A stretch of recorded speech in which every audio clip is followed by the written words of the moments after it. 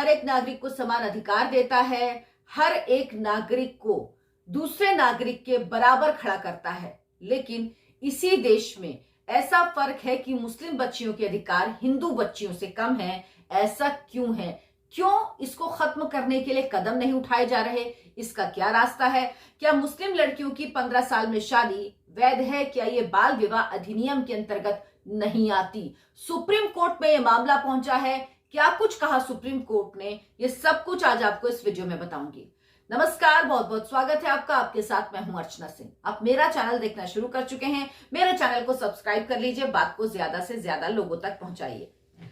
पिछले साल पंजाब और हरियाणा हाई कोर्ट का एक फैसला आया जिसमें कोर्ट ने आदेश दिया और कोर्ट ने कहा कि 15 साल की उम्र पूरी कर चुकी मुस्लिम लड़की अपनी पसंद के व्यक्ति से शादी कर सकती है। यह आदेश था पंजाब और हरियाणा हाई कोर्ट का। अब इस आदेश को चुनौती दी national commission for protection of child rights ने सुप्रीम कोर्ट में और कहा कि ये आदेश बाल विवाह को बढ़ावा देने वाला है, इससे बाल विवाह को बढ़ावा मिलेगा।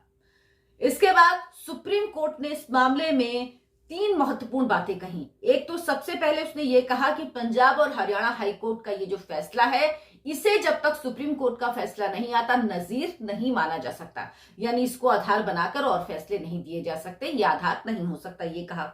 दूसरी बात कहा कि जो हरियाणा सरकार है और जो स्टेक होल्डर्स है इस मामले से जुड़े हुए, उन सबसे इस मामले में जवाब मांगा है, उनको नोटिस जारी किया है।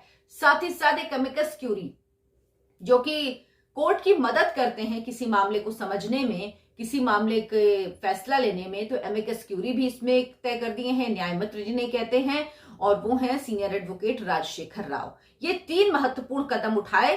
ये सुनवाई कर रही है जो बेंच, वो 2 जजों की बेंच है, चीफ जस्टिस DY चंद्रचूड़ और जस्टिस PS नरसिम्हन की बेंच है, जिसने ये नोटिस जारी किया है। इसमें सॉलिसिटर जनरल की तरफ से जो कहा गया वो बेहद महत्वपूर्ण है। उन्होंने कहा कि 14-15 साल की मुस्लिम लड़कियों की शादी खूब हो रही है।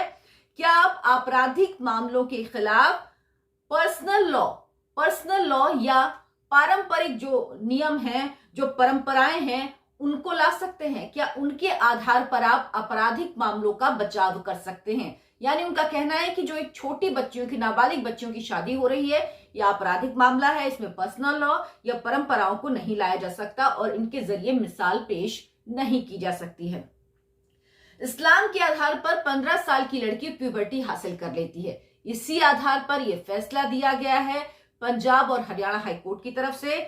यह पूरा मामला पंचकुला का है, जिसमें एक 26 साल के व्यक्ति ने पंजाब और हरियाणा हाई कोर्ट में याचिका दाखिल की थी। उसकी 16 साल की पत्नी बाल गृह में हिरासत में रखा गया था, जिसको लेकर उसने याचिका दायर की और इस मामले पर सुनवाई करते हुए पंजाब और हरियाणा हाई कोर्ट ने जो कहा वो सुनना बहुत जरूरी है।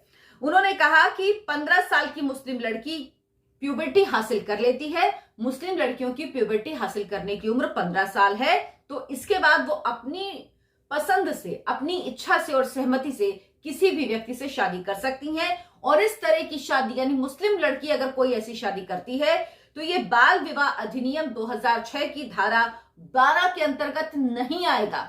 यानी अगर नाबालिग बच्ची शादी करती है और वो मुस्लिम है, यानी धर्म के आधार पर तय किया गया कि अगर वो मुस्लिम है तो फिर वो शादी बाल विवाह में नहीं आएगी, उस शादी को वैध माना जाएगा और इसी फैसले को चुनौती दी गई है। ये वाकई चिंता की बात है कि क्या 15, 16, 17 साल में किसी बच्ची की शादी होनी चाहिए?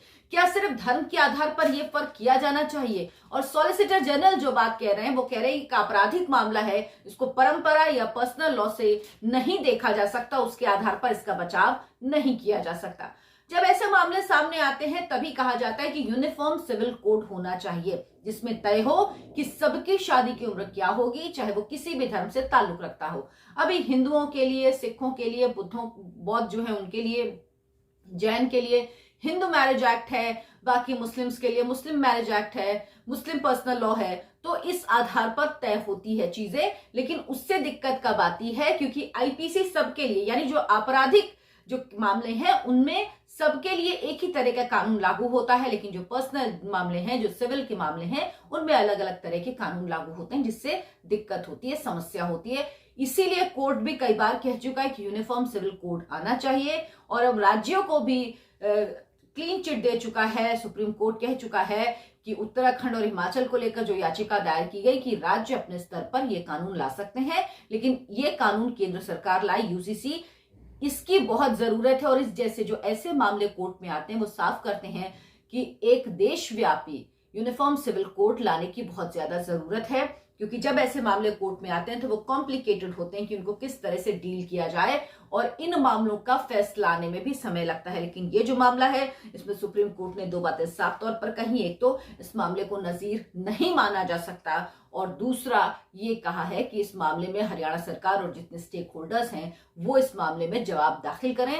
इस मामले की सुनवाई होगी, प्रक्रिया आगे बढ़ेगी, लेकिन ये साफ है कि यूनिफॉर्म सिविल कोड जब आएगा तो सबको समान अधिकार मिलेगा।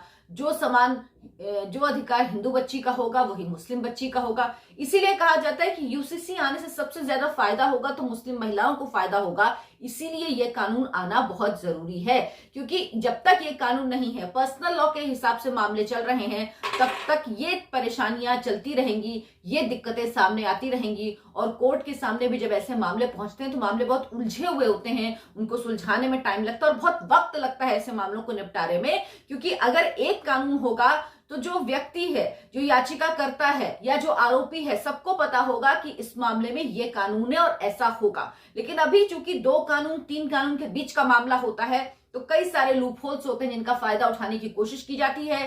कोर्ट में भी बहुत समय लगता है क्योंकि अलग अलग तरह के तर्क आते हैं।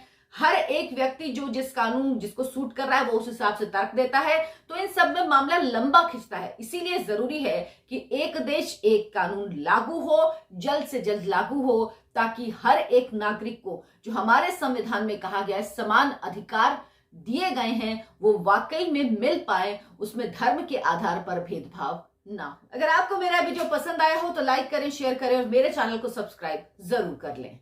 नमस्कार।